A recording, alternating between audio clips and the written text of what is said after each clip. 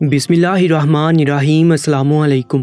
درباری T V YouTube channel پر آپ سب کو خوش آمدید کہتے ہیں۔ مجھے اپنی بیوی گھر میں کہیں نظر نہیں آ رہی تھی۔ میں دفتر سے گھر لوٹا تھا، اپنی بیوی کو ڈھونڈتے ہوئے جیسے ہی میں اپنی سالی کے کمرے میں پہنچا تو یہ دیکھ کر حیران رہ گیا کہ وہاں تو میری سالی دلہن کے لباس میں بیٹھی تھی اور بے انتہا خوبصورت لگ رہی تھی۔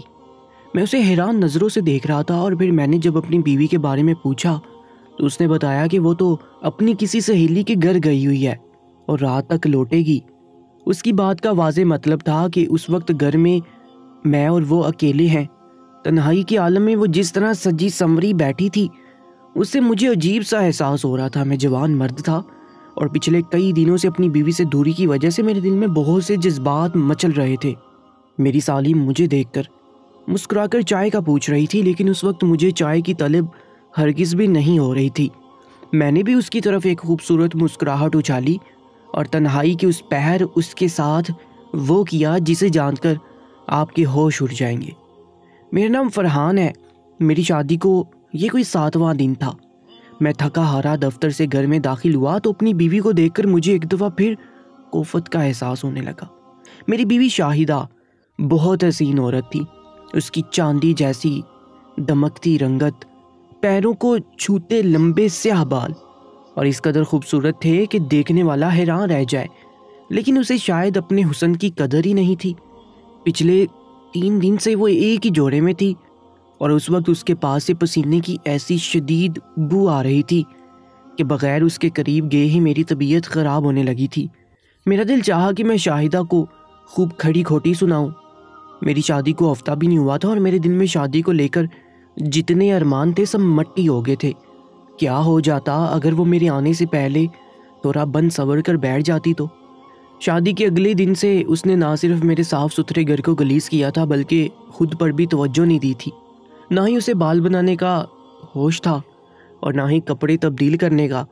میرے کہنے پر بھی وہ بہت بیزاری کا اظہار کرتی، جیسے یہ سب کرتے اس کی جان جاتی ہو، جبکہ میرا شمار ان مردوں میں سے تھا جو بیوی کو گھر کے کاموں کے لیے نہیں بلکہ اپنے سکون کے لیے لاتے ہیں۔ مگر شاہدہ تو عجیب قسم کی عورت تھی۔ میں شاہدہ کو نظر انداز کر کے کمرے میں جانے لگا تو میری چھوٹی سالی شمع جو ہمارے ساتھ ہی رہتی تھی فوراً میرے پاس چلی آئی اور مجھ سے چائے کا پوچھا تو میں اس پر نظر ڈال کر رہ گیا۔ شمع شاہدہ سے 4 سال چھوٹی تھی اور ابھی کنواری تھی، لیکن اسے دیکھ کر ایسا محسوس ہوتا تھا جیسے وہ نئی نویلی دلہن ہو۔ شاہدہ کا ہر نیا جوڑا اور زیورات وہی زیبتن کر کے رکھتی تھی۔ اس وقت بھی وہ گلابی جوڑا پہنے سجی سنوری قیامت ڈھا رہی تھی، جبکہ اس کی شکل شاہدہ کے مقابلے میں بالکل معمولی تھی، لیکن صفائی ستھرائی اور تیاری کی وجہ سے مجھے وہی بلی معلوم ہو رہی تھی۔ شمع ویسے بھی میری فکر کرتی تھی اور اسے میری چھوٹی سے چھوٹی بات کا خیال رہتا تھا۔ شاہدہ کو اپنی ہی دنیا سے فرصت نہیں تھی، بس ہاتھ میں موبائل پکڑے ہر وقت صوفے پر بیٹھی نظر آتی، اور اگر کبھی میں زیادہ غصہ کرتا تو موبائل رکھ کر منہ بسوڑ کر ٹی وی دیکھنے لگتی۔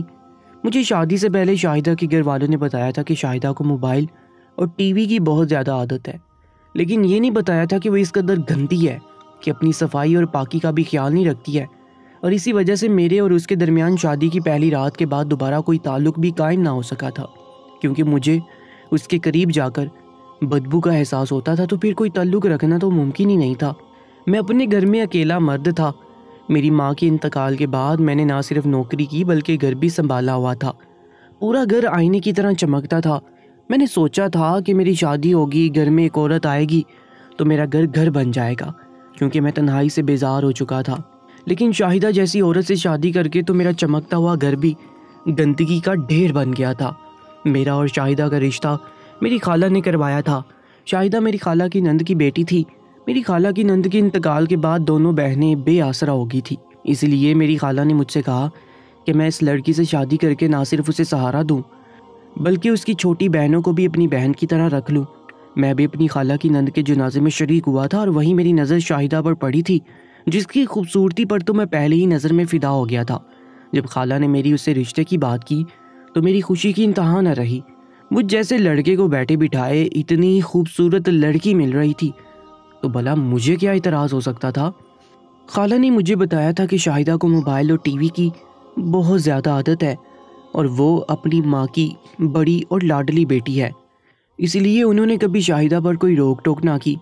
خالہ کی بات سن کر میں نے کہا تھا کہ اس میں کون سی ایسی بات ہے، آج کل تو ہر لڑکی ہی موبائل چلاتی ہے اور ٹی وی دیکھتی ہے، مگر مجھے کیا معلوم تھا کہ شاہدہ کی تو زندگی ہی ان دونوں چیزوں میں ہے۔ شادی کی پہلی رات شاہدہ بہت ہی حسین لگ رہی تھی اور میں اپنی خوش قسمتی پر مسرور ہو رہا تھا، لیکن اگلے 2 دنوں میں یہ بات مجھے پوری طرح سمجھ آ گئی کہ شاہدہ خوبصورت ضرور ہے لیکن نہ ہی سلیقہ مند ہے اور نہ ہی صفائی پسند ہے۔ میں نے سوچا تھا کہ میں اپنی محبت سے اسے آہستہ آہستہ سب کچھ سمجھا دوں گا اور ہر لڑکی کی طرح وہ بھی اپنا گھر بسانے کے لیے کچھ طور طریقے سیکھ لے گی، لیکن شاہدہ تو فون سے نظر ہٹا کر میری بات بھی جلدی نہیں سنتی تھی، جبکہ شمع نہ صرف میری ہر بات سنتی بلکہ شاہدہ کی جگہ گھر کے کام کاج بھی کرتی اور سجی سنوری بھی رہتی۔ ایک دن خالہ مجھ سے ملنے کے لیے گھر آئی تو میں نے ان سے کہا کہ آپ ہی شاہدہ کو کچھ سمجھائیں، جس حلیے میں وہ رہتی ہے میرا اس سے بات کرنے کا بھی دل نہیں چاہتا۔ میری بات سن کر خالہ مسکرائی اور کہنے لگی کہ ابھی تو اس بچی کی ماں کا انتقال ہوا ہے، میں نے حالات کی وجہ سے اس کی تم سے شادی کروا دی، لیکن اتنی جلدی وہ اتنے بڑے صدمے سے تو نہیں نکل سکتی نا، اسے تھوڑا وقت دو، پھر وہ خود ہی تمہارے لیے سجے گی بھی اور تمہارے گھر کو بھی سنبھال لے گی، ابھی اس کا غم تازہ ہے۔ خالہ کی بات سن کر میں خاموش ہو گیا، لیکن میرے دل میں یہ خیال ستانے لگا کہ اگر اسے ماں کی موت کا اتنا غم ہے تو پھر شمع کیسے ہر وقت تیار رہتی ہے، جبکہ اسے تو خود شاہدہ ہی تیار کراتی ہے۔ شاہدہ کو میں نے کتنی دفعہ دیکھا تھا کہ وہ اپنے نئے جوڑے نکال کر شمع کو پہننے کے لیے دیتی تھی اور ساتھ ہی اسے اچھے سے تیار ہونے کا بھی کہا کرتی تھی، جبکہ اسے خود اپنا ہوش نہیں تھا۔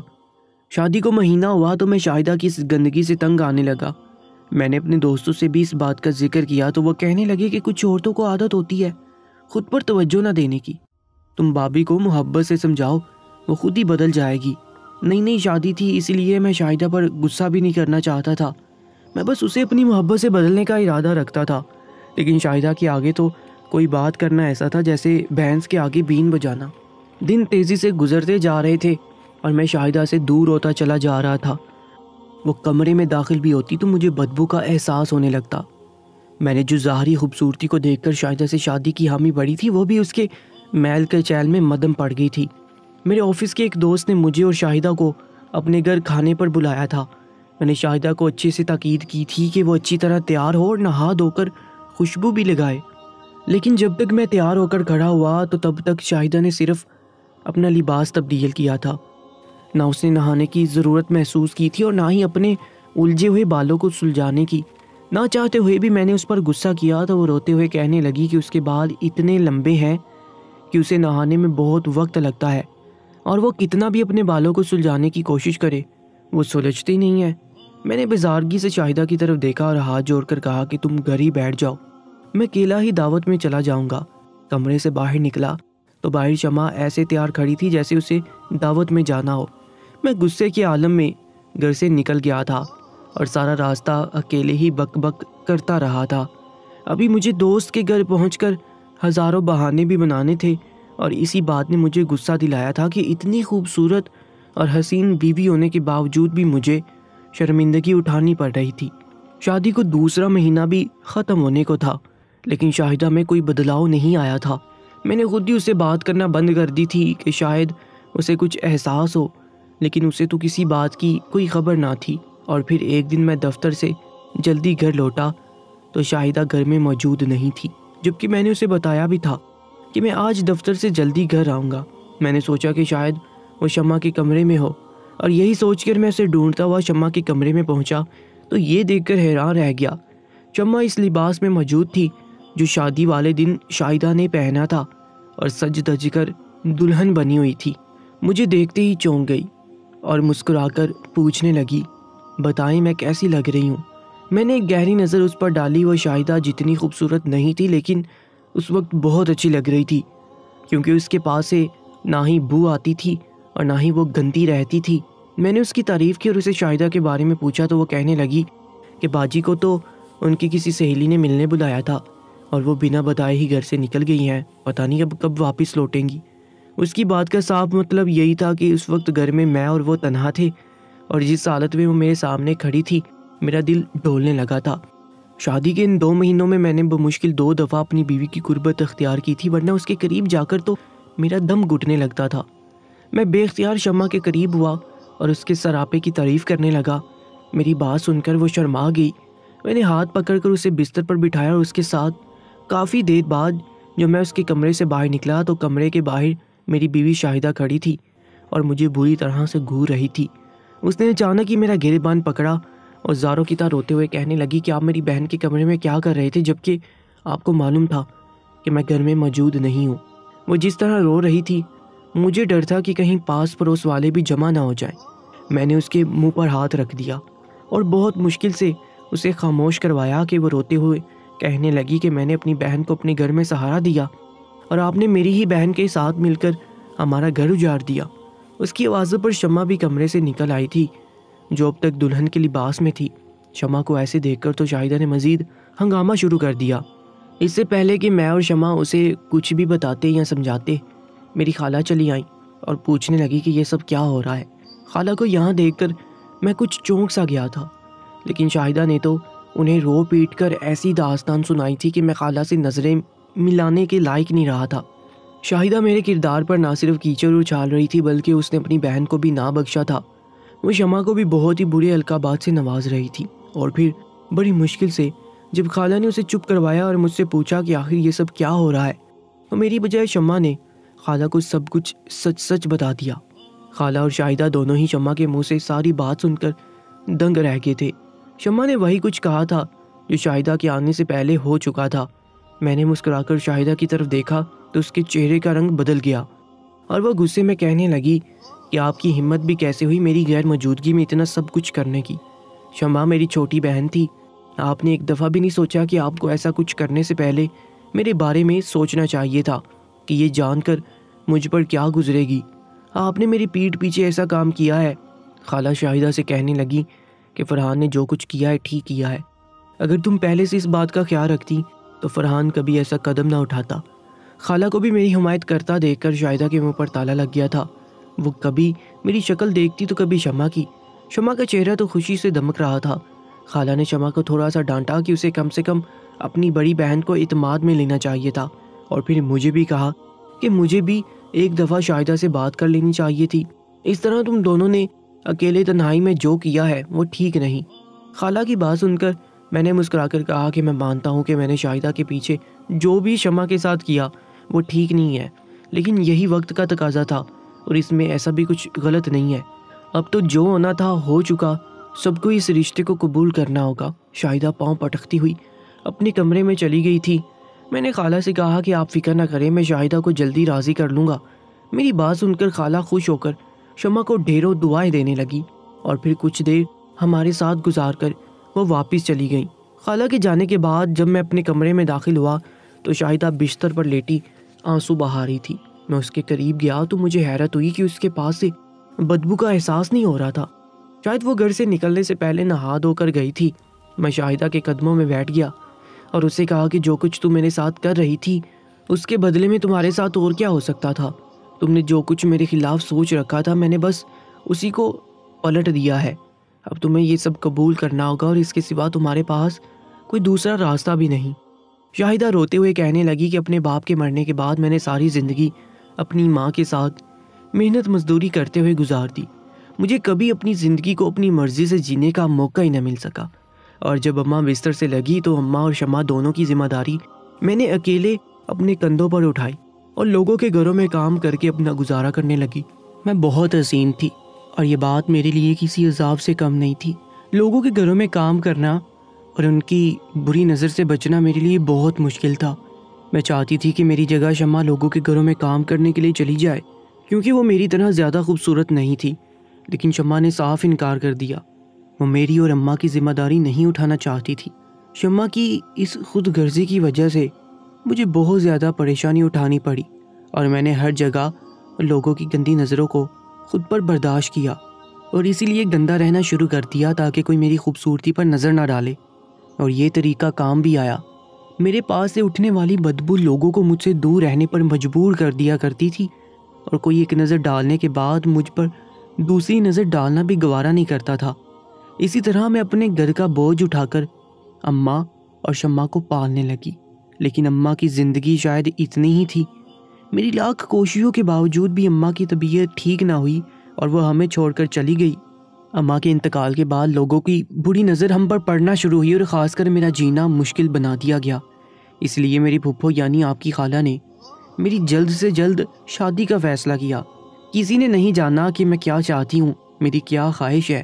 میں نے ساری زندگی اپنی خواہشوں کا گلا گھونٹا تھا، اور اماں کے انتقال کے بعد بھی رشتہ داروں کے دباؤ میں آ کر مجھے ایک دفعہ پھر اپنی خوشیوں کو دفن کرنا پڑا تھا۔ مجھے ہمیشہ سے ہی ماڈل بننے کا شوق تھا، اور اماں کی زندگی سے ہی میں نے بہت ساری جگہ اپلائی کر رکھا تھا۔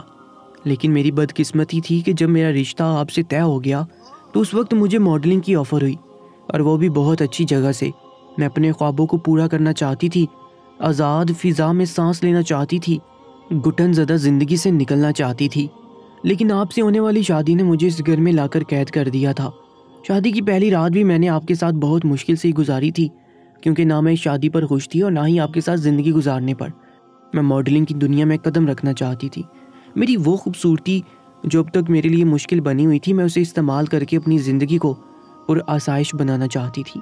لیکن پہلی ہی رات مجھے آپ کی باتوں سے اندازہ ہو گیا تھا کہ آپ مجھے کبھی ماڈلنگ کی اجازت نہیں دیں گے۔ اس لیے میں نے وہی طریقہ اختیار کیا جو میں اتنے عرصے سے کرتی آ رہی تھی۔ میں نے جان بوجھ کر خود کو گندا رکھنا شروع کر دیا، نہ میں لباس تبدیل کرتی اور نہ ہی نہاتی۔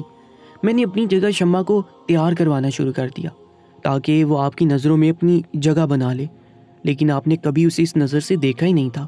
آہستہ آہستہ مجھے احساس ہوا کہ آپ دوسرے مردوں سے بہت مختلف ہیں، اور میری موجودگی میں آپ کبھی شمع پر کوئی غلط نظر نہیں ڈالیں گے۔ اس لیے میں جان بوجھ کے گھر سے چلی گئی اور شمع کو جانے سے پہلے اپنا دلہن والا جوڑا دے کر تیار ہونے کا کہہ گئی۔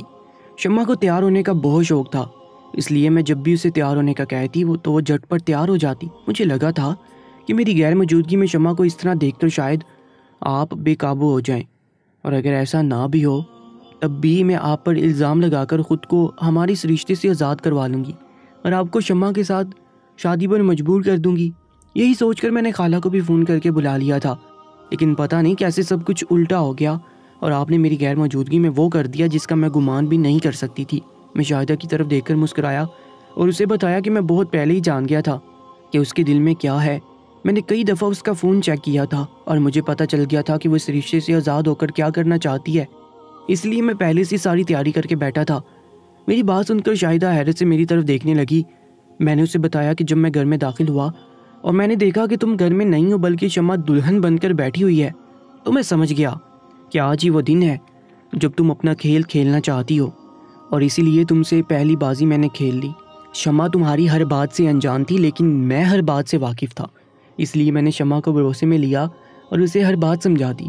یہ بات تو میں نے بہت پہلے ہی سوچ لی تھی کہ شمع کی موجودگی میں تمہیں سدھارنے کے لیے میں کوئی طریقہ اختیار نہیں کر سکتا، اس لیے مجھے اسے جلد سے جلد اس گھر سے رخصت کرنا ہے۔ لیکن مجھے یہ اندازہ نہیں تھا کہ یہ دن اتنی جلدی آ جائے گا۔ میں نے اپنے آفس کے دوست سے پہلے ہی شمع کے حوالے سے بات کر رکھی تھی۔ وہ گاؤں سے یہاں شہر نوکری کے لیے آیا ہوا تھا اور وہ بھی شادی کا خواہش مند تھا، اس لیے میں نے دیکھا کہ شمع دلہن بنی بیٹھی ہے اور آج تم پر بدکرداری کا الزام لگانے والی ہو، تو میں نے اس سے پہلے ہی بابر کو بلا کر کرن، شمع اور اس کا نکاح پڑھا دیا۔ میں نے شمع کو اس بات کا یقین دلایا تھا کہ میں نے اس کے لیے ایک بہت اچھا لڑکا پسند کیا ہے اور اسی میں اس کی بھلائی ہے کہ وہ اپنے گھر کی ہو جائے گی تاکہ میں تمہیں سیدھا کر سکوں۔ تو شمع نے مجھ پر اعتبار کیا اور بابر سے نکاح کر لیا۔ جب تم اور خالہ گھر آئیں اور مجھ پر بدکرداری کا الزام لگایا تو اسی لیے میں نے نکاح نامہ بھی پیش کر دیا۔ 2 دن بعد شمع کی ہم دھوم دھام سے رخصتی کر دیں گے اور اس کے بعد تم اور میں اس گھر میں سکون سے رہیں گے۔ تم نے مجھ سے چھٹکارا اس لیے حاصل کرنا چاہا کیونکہ تم اپنے خوابوں کو پورا کرنا چاہتی تھی، لیکن تم نے ایک دفعہ بھی مجھ سے اس بات کا ذکر نہ کیا۔ مجھے تمہارے خوابوں سے کوئی مسئلہ نہیں ہے، لیکن اگر ہر خواب ایک حد اور دائرے میں ہو تو تبھی اس کا پورا ہونا اچھا لگتا ہے۔ میں چاہتا ہوں کہ پہلے تم ماڈرن کی دنیا کو قریب سے دیکھ لو اور پھر اس کے بعد اس دنیا میں قدم رکھنا، کیونکہ یہ دنیا ہم جیسے لوگوں کے لیے نہیں ہے۔ میری بات سن کر شاہدہ حیران رہ گئی کہ میں نے اس بات پر کوئی اعتراض نہیں کیا تھا کہ وہ ماڈلنگ کرنا چاہتی ہے، بلکہ میں اسے ایک موقع دے رہا تھا۔ شاہدہ نے فوراً ہی اپنی غلطیوں کی معافی مانگی تھی اور میرے گلے لگ گئی تھی۔ میں جانتا تھا کہ شاہدہ ایک عزت دار عورت ہے اور اتنے نامحرم مردوں کی بھیڑ میں جب اسے نازیبا لباس میں چلنے کے لیے کہا جائے گا تو اس کے قدم کبھی نہیں اٹھیں گے۔ یہی سوچ کر میں نے اسے اجازت دے دی تھی۔ شاہدہ بھی انہی مڈل کلاس لڑکیوں جیسی تھی جو ماڈلنگ میں جانے کی خواہش رکھتی ہیں لیکن وہاں کے ماحول اور زندگی سے واقف نہیں ہوتی۔ شوبز اور ماڈلنگ کی چمکتی ہوئی دنیا اندر سے کتنی اندھیری ہے، یہ صرف اس میں بسنے والے لوگ جانتے ہیں۔ میں نے شاہدہ کی غلطیوں کو اس کی نادانی اور عمر بھر کی محرومی سمجھ کر معاف کر دیا تھا۔ میری سوچ بالکل ٹھیک ثابت ہوئی تھی۔ پہلے انٹرویو کے بعد شاہدہ نے گھر کی چار دیواری کو اپنی پناہ گاہ سمجھ لیا تھا۔ وہ دیکھ آئی تھی کہ وہاں کی دنیا میں سب سے پہلے عورت کو اپنی عزت گروی رکھنی پڑتی ہے۔ آج شمع بابر کے ساتھ ایک خوشگوار زندگی گزار رہی ہے اور میں اور شاہدہ بھی بہت ہی کامیاب زندگی گزار رہے ہیں۔ ایک اچھی شادی شدہ زندگی کے لیے بس ہم مردوں کا اتنا سمجھنا کافی ہوتا ہے کہ عورت ایک ٹیڑھی پسلی سے بنی ہوئی ہے اور اگر اسے زبردستی سیدھا کرنے کی کوشش کی جائے تو وہ ٹوٹ جاتی ہے لیکن سیدھی نہیں ہوتی، اس لیے اسے محبت اور اس کے ہی انداز سے بدلنا پڑتا ہے۔ آپ لوگوں کا اس بارے میں کیا خیال ہے؟ اپنی قیمتی رائے سے میں ضرور آگاہ کیجیے گا، اور ایسی ہی سچی اور سبق آموز کہانیوں کے لیے ہمارے YouTube چینل کو سبسکرائب کر لیجیے گا۔ اپنا بہت زیادہ خیال رکھا کریں۔ اللہ نگہبان۔